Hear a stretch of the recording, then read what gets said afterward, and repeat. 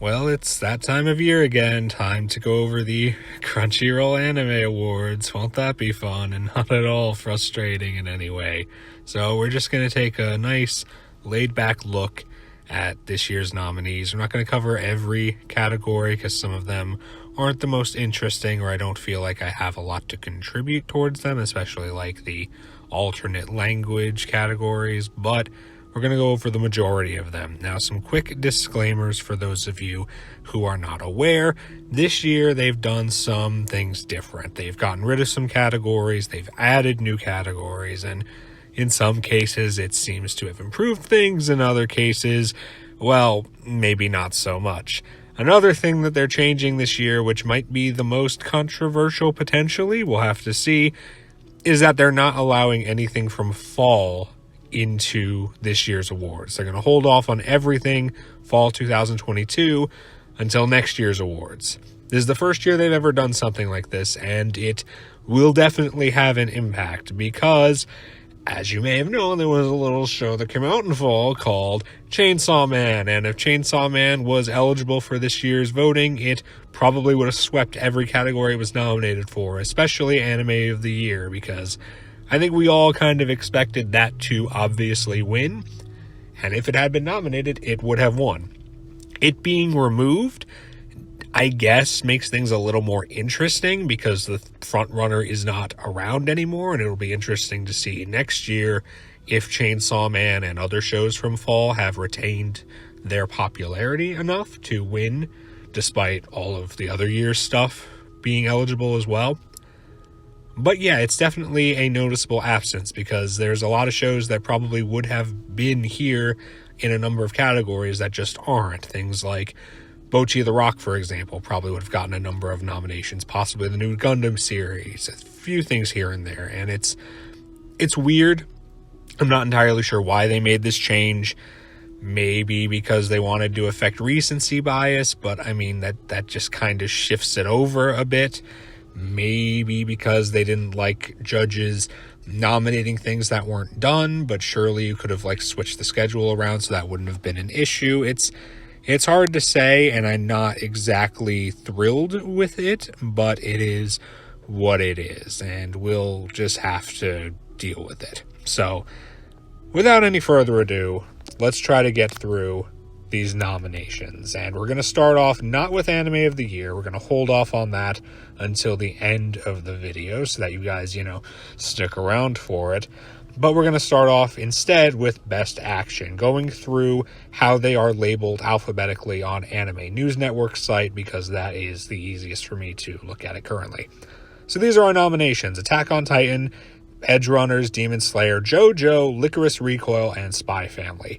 And you better get ready to see the majority of these again in multiple categories going forward. So I feel like there's an argument for all of these to be justified in winning simply because all of them do have good animation, right? Like, regardless of what wins, you can't really say, oh, that doesn't deserve to be there. Like, of course they do. They have a lot of great action, they have a lot of great animation, they have a lot of great fight scenes. It's like, of course these deserve to be here. As far as what I'm going to vote for, I genuinely don't know because I'm deciding between a few different things. As far as what will win, again, I'm not entirely sure. Like, my gut reaction would be, well, Spy Family. Spy Family was, like, clearly the next biggest show from this year after Chainsaw Man. And I think in a lot of categories where Chainsaw Man would have dominated, but Spy Family is also eligible, Spy Family is just going to take its place, because I think people forget, but Spy Family was huge before it came out and while it was airing in spring.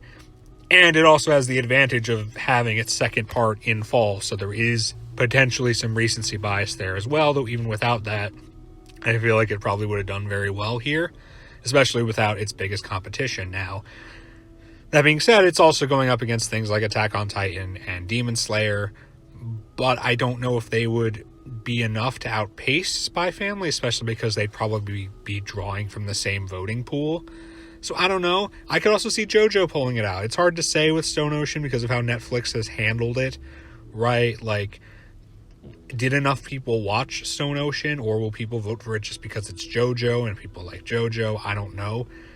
we'll have to see. I don't know what will win here, but regardless of what does win, I feel like you can't be upset with it, you know? Best animation is pretty similar. Again, we have Attack on Titan, Edgerunners, Demon Slayer, and Spy Family, but we have a couple different things showing up here in Ranking of Kings, the second core of it, and Akabe's Sailor Uniform. Now, I'm pretty sure this is the only spot where Akabe shows up. I was a bit disappointed with this show. I remember having a lot more hope that I would be entertained by it, and while its animation is definitely memorable, it's definitely unique, maybe a bit too, like, overly shiny, if that makes sense. Part of me wants it to win just because it's the only place that it's shown up, even if I wasn't as big a fan of the show as I wish I was. But, I mean, it's not going to win. It's not popular enough compared to these. It's almost certainly going to be either Spy Family or Attack on Titan. Maybe Demon Slayer, maybe Edgerunners. I don't think Ranking of Kings would pull it out. But again, like action, this is another category where, like, regardless of what wins, can you really say it doesn't deserve it in some way? So, we'll see what happens. Best Anime Song. Okay, so you'll notice as we go through this, there are a lot of categories that seem repetitive, or like where they've taken a concept and broken it into multiple different categories. Right here we have Best Song. But you'll notice later on, we're going to have ending and opening as well. Why are they doing this? Well, in these Best Song nominations, there are a number of insert songs, but there's also a lot of openings and endings.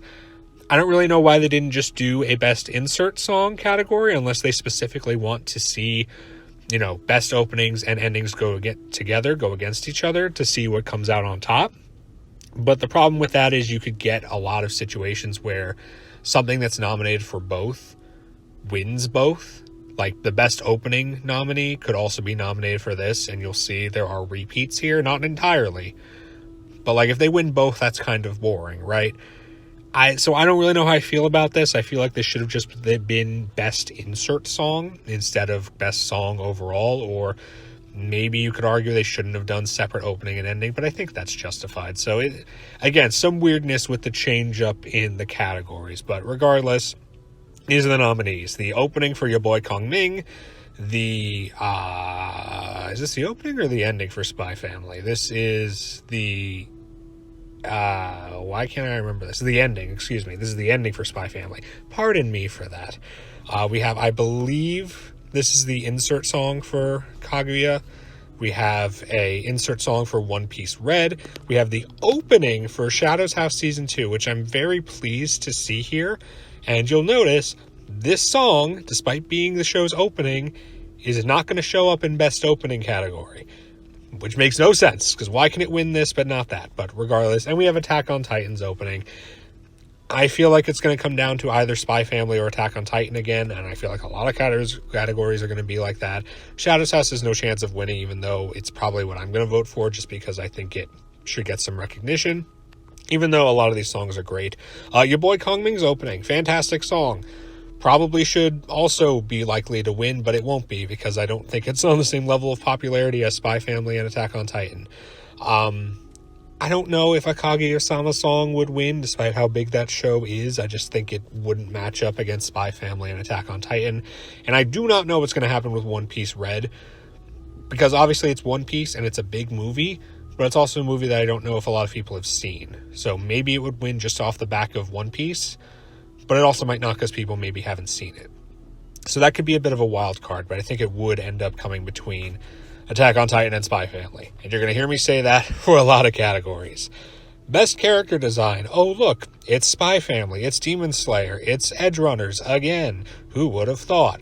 This is one of the other categories where JoJo actually shows up, because unfortunately it is not in a lot of them, and it probably should win this because it's JoJo. We also have My Dress Up Darling and Ranking of Kings again. There's an argument for a lot of these winning, because a lot of these do have distinctive character designs, like Ranking of Kings, very distinctive. Spy Family, somewhat distinctive. JoJo, of course. Edgerunners, of course. I'm probably going to give this to JoJo, because I think JoJo deserves it the most, and JoJo doesn't show up a lot. I feel like JoJo might pull it out in that case, but again, it could also just go to Spy Family or Demon Slayer. I don't think Dress Up Darling will win, or Ranking of Kings, in this type of category, even if there's an argument that they would each deserve it. But I'm not going to be upset with what wins, but I do think it probably should go to JoJo because it's just not in a lot of categories, for better or for worse.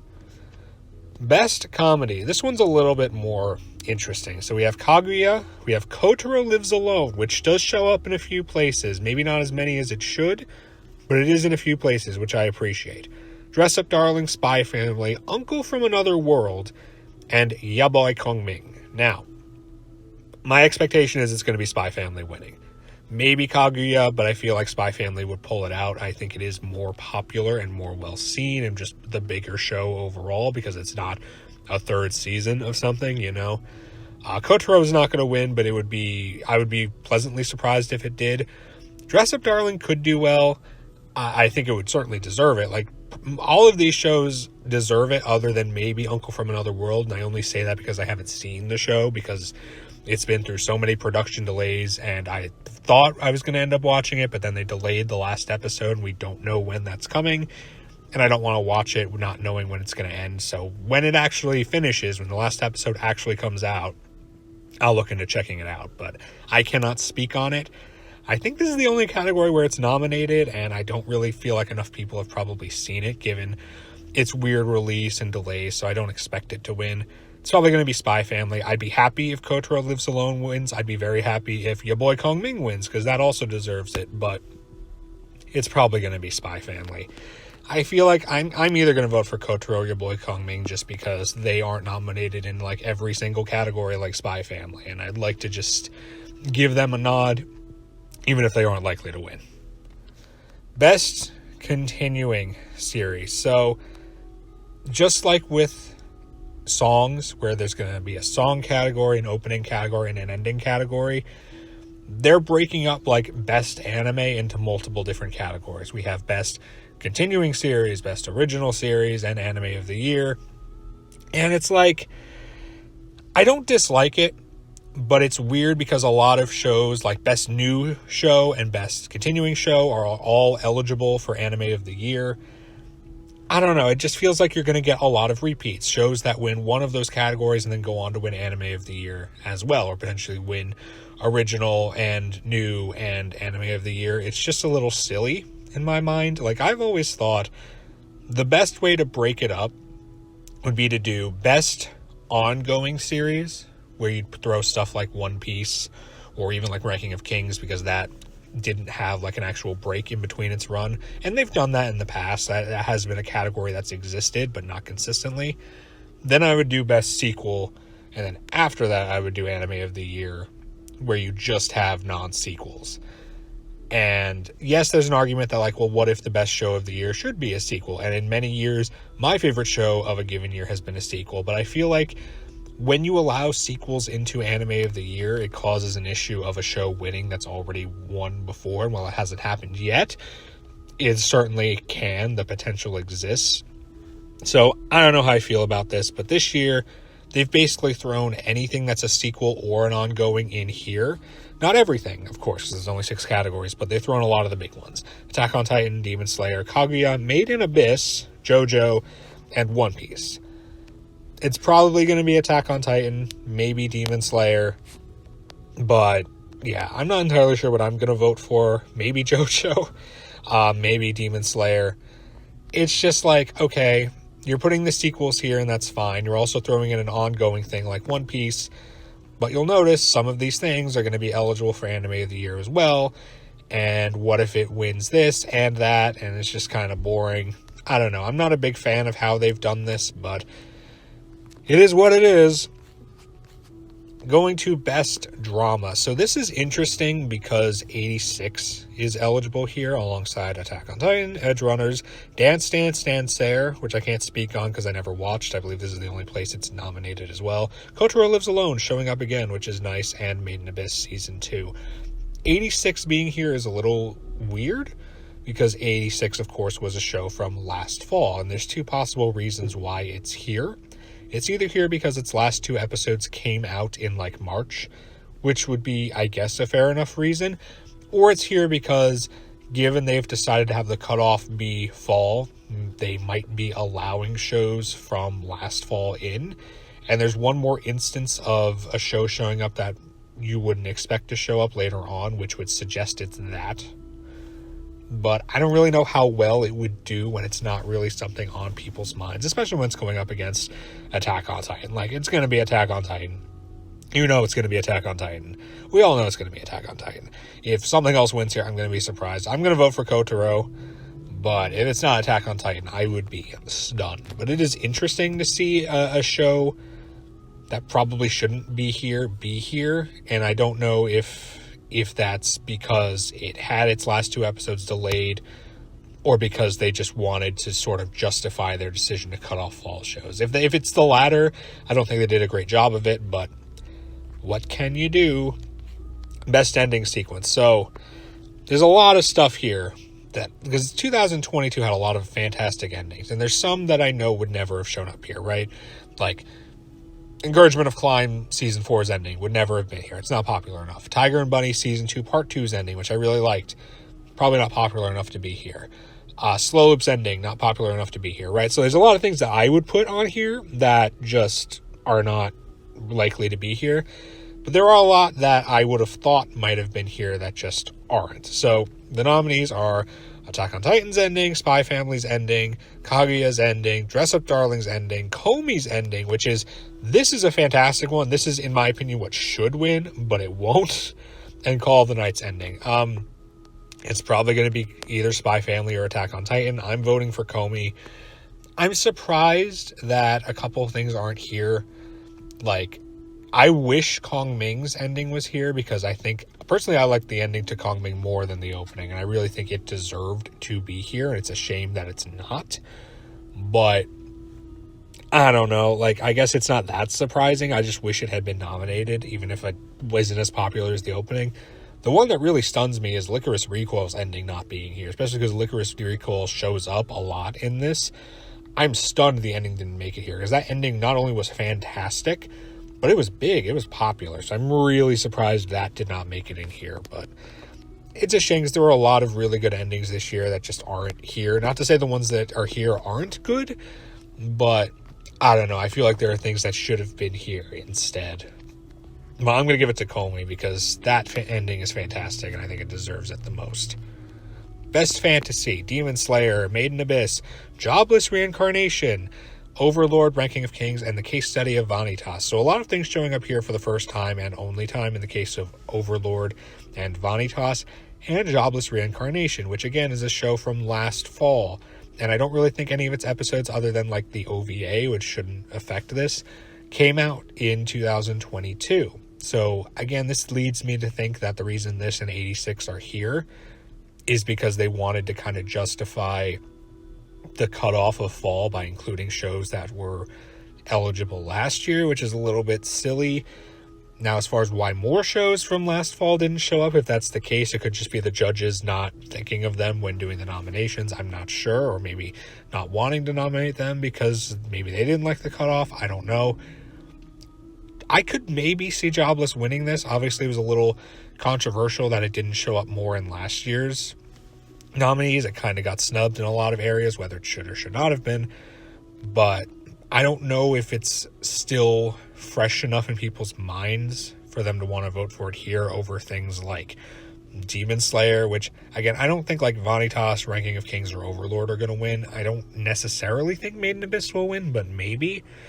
I feel like it would probably be Demon Slayer, but Jobless might pull it out, especially because this is the only category it's in, and maybe its fans will try to come out and support it. Hard to say, but an interesting category. Best Film. So I can't speak on many of these simply out of not having seen them, but we have Bubble, Dragon Ball Super, Superhero, Inu-Oh, Jujutsu Kaisen 0, One Piece Red, and The Deer King. I have not seen The Deer King, Inu-Oh, One Piece Red, and while I intend to watch Dragon Ball Super, Superhero, I have not seen it yet. So I have only seen Bubble and Jujutsu Kaisen. I'm going to vote for Jujutsu Kaisen 0 because that was an enjoyable movie, and Bubble is not a very good movie. It's well animated, but it's not a very good movie, and I'm kind of surprised it's here, but maybe just lack of choices. I don't know how many people have seen most of these films. Like, people can watch Bubble, people can watch Jujutsu Kaisen 0. I don't know how many people have actually seen the other 4, which would lead me to think Jujutsu Kaisen 0 would win pretty easily, simply because it was a huge movie from a huge popular franchise, and it's the most readily watchable. Maybe One Piece Red, probably not Dragon Ball Super. I could maybe see One Piece Red giving it a run for its money, but I don't know if enough people have seen it. But maybe people will just vote for it because it's One Piece, and then it comes down to which fan base is more dedicated to vote, Jujutsu Kaisen or One Piece, and I don't know the answer to that. But my gut would say Jujutsu Kaisen 0. That's what I'm going to vote for, because there's not really a lot of choices, and I thought it was a good movie. But maybe One Piece Red could pull it out.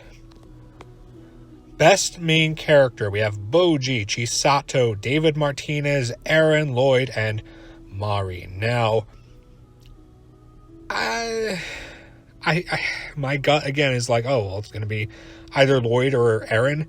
I do think, like, if you put Lloyd against Eren, I think Eren would win. If it was Eren versus Anya, I could maybe see Anya pulling it out. But I don't know. Like, it's Eren. Is anyone here really going to take down Attack on Titan's main character? I don't really think so. I'm personally leaning towards voting for Chisato, because Chisato was great, and I think she deserves it. More so than most of these other characters. Even though I like Mari and I like Lloyd, I don't know. I feel more inclined to give the nod to Chisato personally, but I think Eren's probably going to have this one. Best new series, so non-sequel, and a lot of these aren't surprising to see. We have Spy Family, of Edgerunners, we have Recoil, we also have Dress Up Darling, Ya Boy Kong Ming, and Call of the Night. So it's going to be Spy Family. I don't really think any of these, maybe Edgerunners, but I don't think any of them are going to challenge Spy Family, even though I do like to see things like Kong Ming in here. It's almost certainly going to be Spy Family that pulls it out. That's also probably what I'm going to vote for. I did like that the most out of everything here, even if I'm, most of these shows, other than like Edgerunners, and that's a controversial thing to say, but other than that, I liked all these shows. I wouldn't be disappointed if they won. But not only am I going to vote for Spy Family because it's the one I like the most, it's also the one I think is pretty clearly going to pull it out. And if this was our anime of the year list, if they excluded sequels as well, I think we'd all be kind of obviously saying, yeah, Spy Family. Best opening. So we have the Ya Boy Kong Ming opening again. We have Spy Family's opening.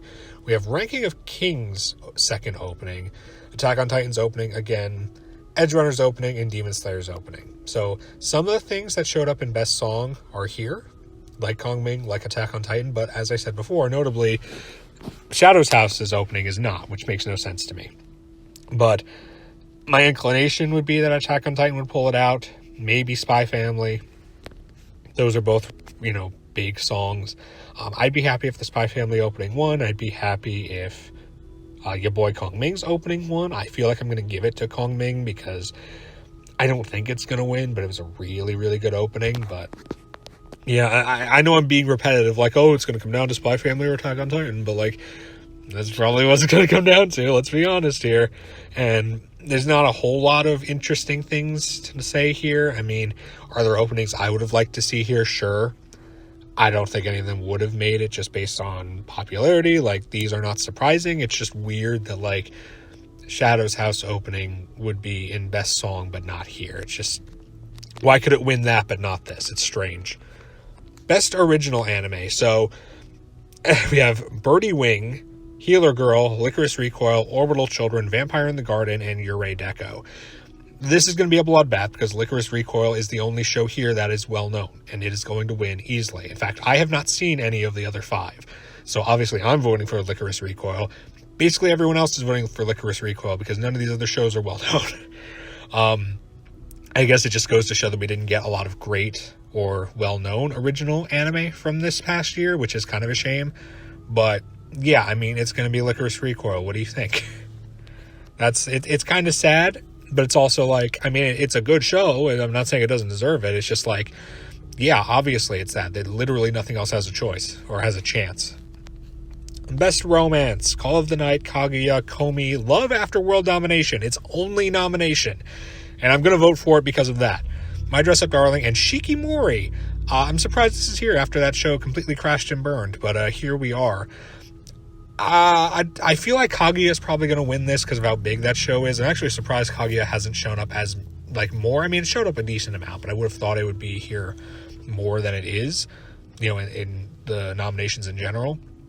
I feel like that's going to win. I mean, I'd be happy if Comey won. I'd be happy if Dress Up Darling won. But I'm going to give it to Love After World Domination because that's a very underrated show, and no, it doesn't show up anywhere else, and it should. Best Supporting Character. So this one's weird. So we have Hayasaka, Anya, and Yor from Spy Family. Kage, Rebecca, and Uzui. Why are Yor and Anya here? Like, they're not really what I would think of as supporting characters. Like, I guess because Lloyd is a main character, but these are also main characters. Like, a supporting character from Spy Family would be like Nightfall.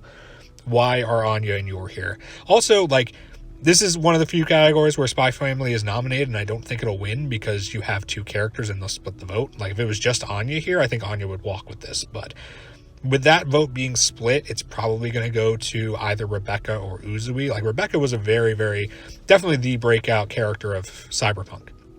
And I'd be inclined to think that'll be enough to get her to win, but Uzui is from Demon Slayer, so I wouldn't be surprised if he did it as well.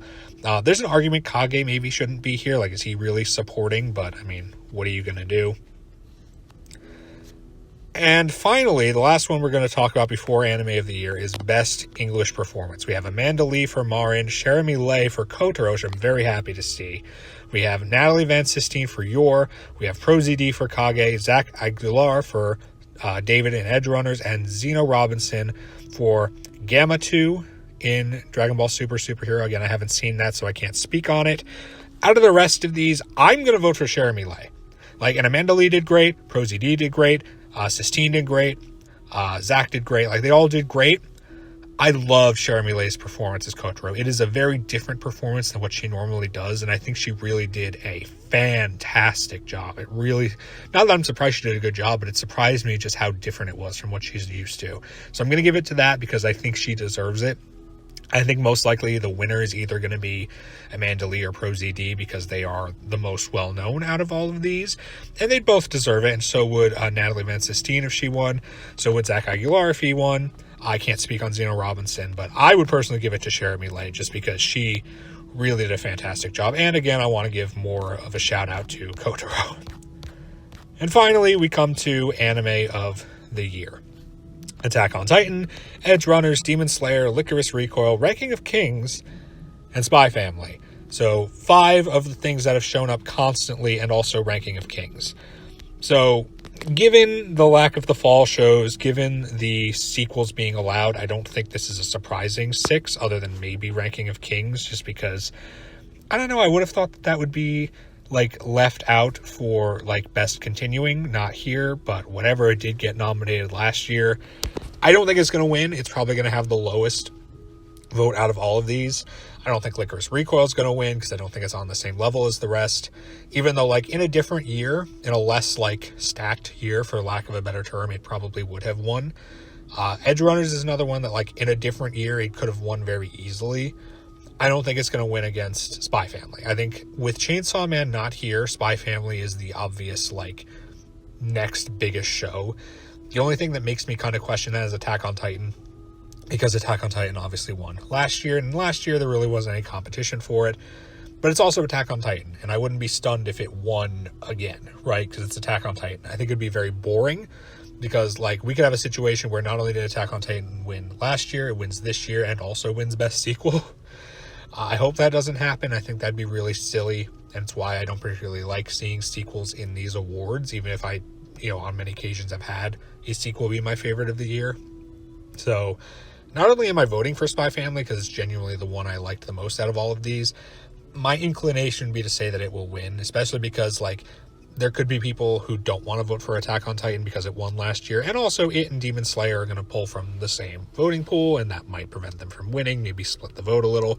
If Attack on Titan won, I wouldn't be stunned, but I hope it's going to be Spy Family, and I also genuinely think it's going to be Spy Family, which is one of the rare instances where the show I want to win is also the show that I think is most likely to win. In fact, it might be the only instance so far where that's the case in terms of Anime of the Year for these awards. Now, will Spy Family overall be my anime of the year? Well, you're going to have to wait and watch my personal part 2 of Best of Year for 2022 coming soon to find out. But that's all I have to say about the Crunchyroll Anime Awards for this year. It's like they took a step forward and a step back, where like they improved some things and kind of made other things more questionable and worse. So it's hard to say, but it is what it is. Nobody's ever happy with these awards, including myself. But we still talk about them anyway because it is somewhat interesting. It's some sort of award ceremony for anime and also free content. Free content. Who doesn't love that? So that's it for me, everyone. I hope you enjoyed listening to me ramble. Take care, and I'll see you all